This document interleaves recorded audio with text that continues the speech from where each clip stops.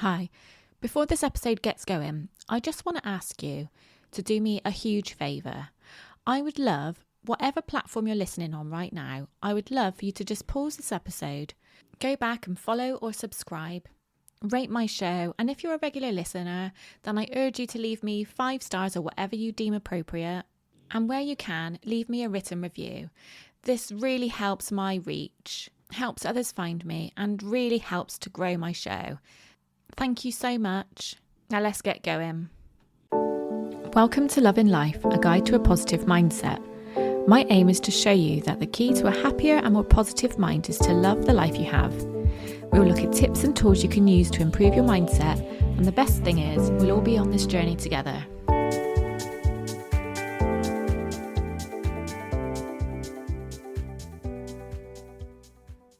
Hiya. Welcome back to Love in Life. This is episode 38, I think. Yes, I am correct. It is indeed episode 38. Now, before I get going, something I've decided to do from now on is just say hello to individual listeners. Not by name, because I have no idea what your names are, but every episode it tells me where each one has been downloaded from. So this week, I would like to say a massive hello to my listener who has become quite a regular, I've noticed. So if you're listening from Hawaii, I'm saying hi to you this week. Thank you so much for downloading my episodes every week. I really, really appreciate your loyalty. And I would love for you to reach out to me and just say hi. You can obviously do this in the usual ways that I talk about, but it'd be great if you could, if you're on Instagram, just send me a DM and I'd love to hear from you. I know, obviously, we all think, anywhere we don't live is an amazing place. I've always loved the thought of Hawaii, and I just love the fact that I have a listener in Hawaii. So hello, and I bet I'm so jealous. I bet it's amazing where you live. I'd love to hear from you. So, please do reach out. I can't wait to hear from you. This week has been a bit of a crazy week. So, I'm sure we all have weeks like this, but we all have weeks where it's a busy birthday week for us. So I had Craig's birthday this week, and I have also, it's my dog's birthday today as well, which, I know she's not human, but we like to make a fuss of our dogs on their birthday and buy presents and things like that. And then it's also Alfie's birthday on Saturday. So this Saturday coming, he's an April Fool's baby. So it's been a crazy week for me. I'm still not finished. But yeah, it has been a bit crazy. So I took Craig to Bath for his birthday, which is only about 40 minutes away from me. But whenever we go there, we always say, what a beautiful, beautiful place. We just don't use it enough. But the thing is, if we used it more, then we would probably take it for granted, wouldn't we? Just like we take Bristol for granted. I think Bristol is an amazing place, but because we live here, we just don't use it as much. So it is such a pleasure to visit Bath. When we do, we have such a lovely time. There's so many different beautiful things to see. We had a lovely time. We were only there for about 24 hours, but it felt like we were there for a few days, which is always quite nice. So yeah, we had a lovely time celebrating. That was just the two of us for Craig's birthday. My parents very kindly looked after the children for me, and my nan, bless her, looked after the dogs for me. So yeah, I'm so grateful that I've got people around me to help out when we want to do things like that. So that is why this episode is late this week. Thank you so much for bearing with me and allowing me the flexibility to be able to post whenever I can fit it in. Because normally I am very strict on myself. I normally record every Tuesday to post on Wednesday morning, so as you know exactly when to expect to hear from me. But every now and again, it's just a little bit more convenient to be more flexible. So thank you so much for your flexibility. I really do appreciate it. So on to this week's episode. So obviously the title of my podcast is Love in Life, a guide to a positive mindset. I want to focus on the love in life part of that today. As I've explained to you in the past, the reason why and I say this in my intro every week, the reason why I have named this podcast Love in Life is because I truly believe that whatever shit anybody is going through at any time in their life, there are always things that we can be grateful for, and there are always things that we can enjoy in our lives. Now, we all, at different points, different stages in our lives, have things happening to us that make it less easy to see the positives in life. However, if you just take time, sometimes just 5 minutes, to concentrate on focusing on what positives you have got in your life, then I do truly believe that we can all find great comfort in this. And sometimes it's tempting to think of it as a competition. Like, I could think, oh, well, I'm so lucky because, I've got all my family around me. I've been blessed enough to have 2 children. My husband's got a good job. I could be very tempted, and it is very tempting sometimes to think, I don't have a right to think that I have shit going on in my life. But the thing is, we all have different lives. Everything is relevant to us as individuals. So something that one person might find really shit is not necessarily something that somebody else would deem shit, because they've got different shit going on. It's not a competition. We all have different challenges to deal with. And like I said, each one is relevant to us as individuals. And I know this might be really triggering for some people, because it's really easy to compare our lives to other people's lives. So I am going to ask you to try not to do this, because we find ourselves going down a sort of victim mentality when we compare our lives to other people's lives. If you hear about other people's lives and you start thinking, well, that's all right for you to say because I've got this, and this going on, we're focusing on the things that aren't going right in our lives. So when you listen to this today, what I ask you to do is not to compare your life with my life, your life with your neighbour's life, your life with your sister's life, anything like that. I'm asking you to focus on the lovely things that you do have going on in your life, regardless of whatever shit you have got going on in your life. So, today I have 5 tips for loving your life. Tip number 1 is something I've gone on about I don't know how many times, so you probably know what I'm going to say, but it's the most obvious place to start. So the first tip I have is gratitude. Write a gratitude list. If you can do this every day, if you can start your day off every day by writing at least 3 things that you are grateful for, like genuinely grateful for, then you have got a great life. You have got good things to focus on. You have got a reason to love life. So even if you are unhappy in your job, you should be really grateful that you have got a job, because there are so many people that are struggling to find jobs. So many people that are struggling to pay their bills, especially in this particular time that we're in. There are so many people that are struggling to pay their bills. So whether you've got a job that you love or hate, be grateful that you have got a job. If when your alarm goes off in the morning, you think, for fuck's sake, I need to get up and go to work today, then if you are able to flip that around into a gratitude mindset and think, thank fuck I can get up and go to work today. Thank fuck I can pay my bills. Thank fuck I realise that I hate my job so much that it gives me the incentive to maybe go and look at my experiences and maybe use that to find another job.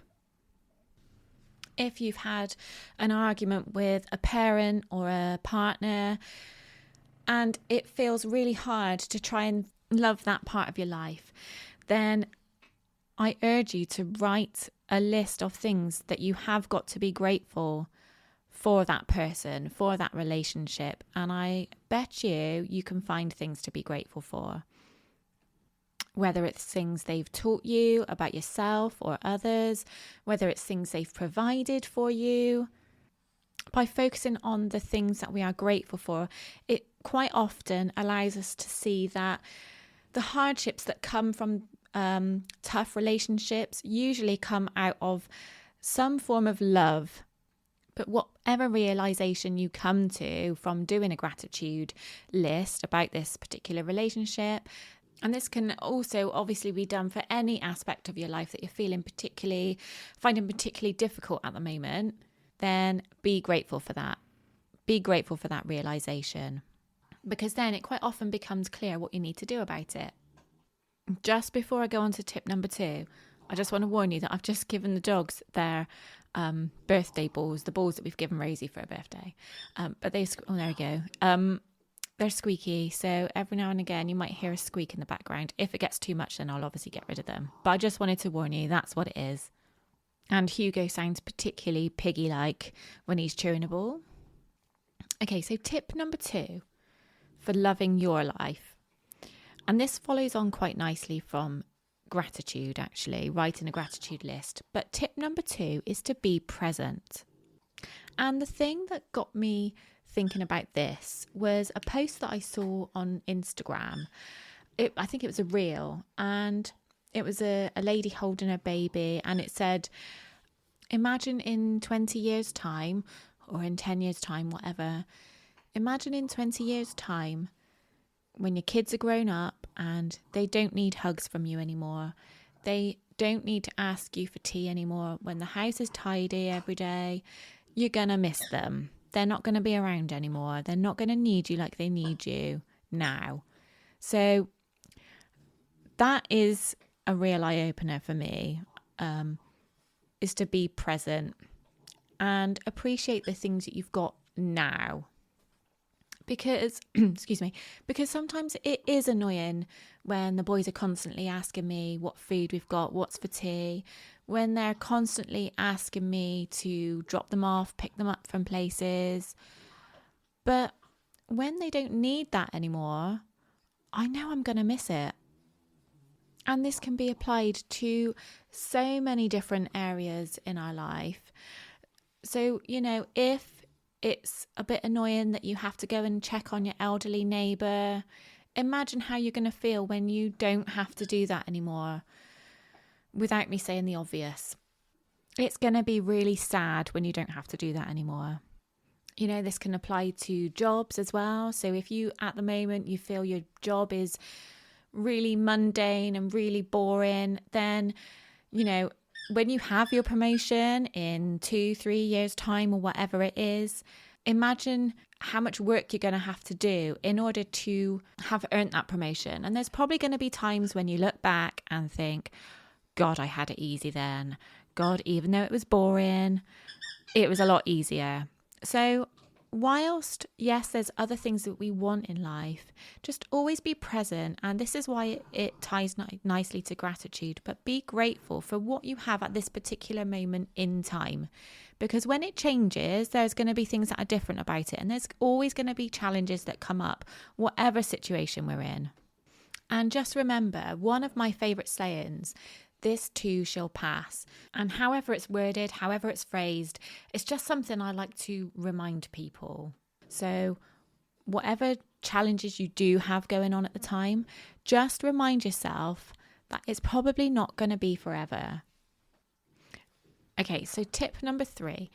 And this is one of those that, I quite often say, just because I'm saying these things on my podcast doesn't necessarily mean I'm an expert in these things.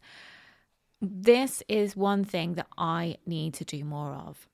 So tip number 3 is about self-care, and it's to look after yourself before you look after others. And I know this is something that's easier said than done, especially when we've been raised this way. Like, I know a lot of us are told, and we still probably tell our kids now, and thinking about it, we really shouldn't, but to please other people. Like, when you're at a family gathering and you're trying to get your kids to say goodbye to people, give them hugs and kisses goodbye, and you say, come on, give Auntie Julie a kiss, otherwise she'll be upset. But your kid doesn't want to, and it is quite embarrassing. But when we say that, we are asking them to do something that they don't feel comfortable with. We're asking them to put other people's needs before their own. By telling our kids to please other people, essentially what we're telling them to do is not to look after themselves before we look after others. We're telling them to put the needs of others before our own. And I'm sure we can all think of an incident when we were kids when we were asked to do something to please another adult. And God, if we've been taught to do this as kids, then obviously it's really hard to get out of this habit because it's ingrained in us. It's something that we've taught ourselves to do. It's become a habit for us to do, is to put others' needs before our own. But when you put it like that, putting others' needs before your own, like how... I don't know, I can't think of another word, but how silly does that sound? Like, why would we not put our own needs first? Like, who is the most important person in your life? Obviously, it should be you. Because if you weren't around, if you weren't all right, if you weren't happy, then how the hell can you expect to look after the needs of other people? And I do think that we are taught in quite an unhealthy way that it's heroic, or that it's the right thing to do is to put other people before us. Like, especially when you have children or you're married, like, we feel that we should be rushing around making sure that everybody else is okay, and we forget about our own needs. So I want to flip this now, and I want to say, prioritize your own happiness. And that's not a selfish thing to do, because imagine if you are this super happy, bubbly, positive person, imagine what a knock-on effect that's going to have on other people. And you don't even need to go to any effort to do that. And if you're able to, think of a time when you have been like that. Think of a time when you have been really happy and positive and really bubbly and like sunshine to people. Think how much energy you've had. So with all that extra energy, then you have got more energy to do things for people, to look after other people. But the reason why you've got that extra energy is because you've looked after your own needs first. So let's all make a pact that we're going to put our own needs before anybody else's. Because if you're not happy, how can you expect to make other people happy? And this goes out to all those people pleasers out there.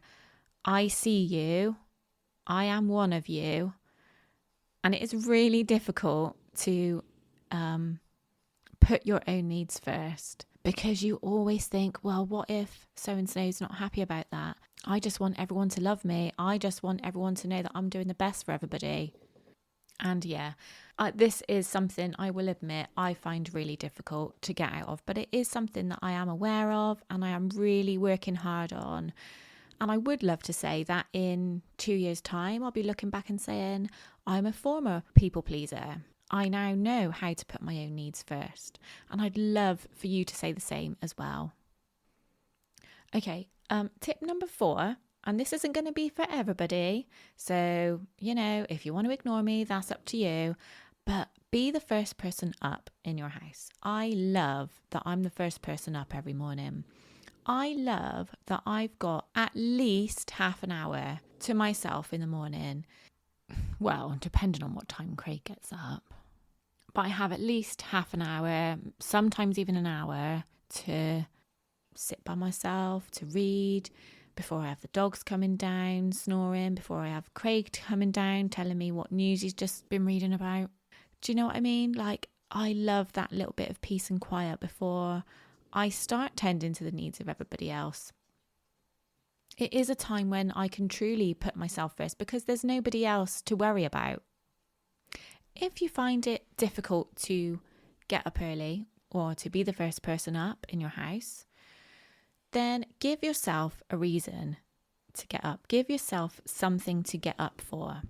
Because let's be honest, if it's to have a little bit of extra time to clean the kitchen or do the washing or answer some emails, that's not really much of an incentive to get up early, is it? I don't know, maybe it is. Whatever floats your boat, whatever you find gets you out of bed. Like something I heard the other day actually is, think of the times when we're going on holiday and we have to set our alarm for like 3:00 in the morning so as we can be at the airport for 5:00 in the morning. Do you have problems getting out of the bed then? No, you bloody don't. You are straight up out of that bed because you've got something fun coming. So whatever it is, think of something exciting, think of something fun, think of something you like doing to get you up out of bed in the morning. Only you can answer that question. But have that in mind when your alarm goes off. Don't hit the snooze button. Think of that reason and get up and enjoy that time on your own in the morning. No distractions. Let me tell you, it is absolute bliss. And actually, like my incentive for getting up in the morning, and I must admit, this has gone a little bit stale. So my next piece of advice was going to be to, when it goes stale, to find a new reason. But so my reason is to enjoy time on my own in the morning, to read, to meditate, but it's almost become so much of a habit for me now that because it's part of my daily routine without me even thinking about it, it's not exciting anymore. So I need to think of another reason that gets me up in the morning, because it is starting to get a little bit like, maybe I'll hit the snooze button. Maybe I'll just do 20 minutes reading instead of half an hour. So when it goes stale, find a new reason. And then my final tip number 5 for loving your life is be around the people that make you feel like sunshine.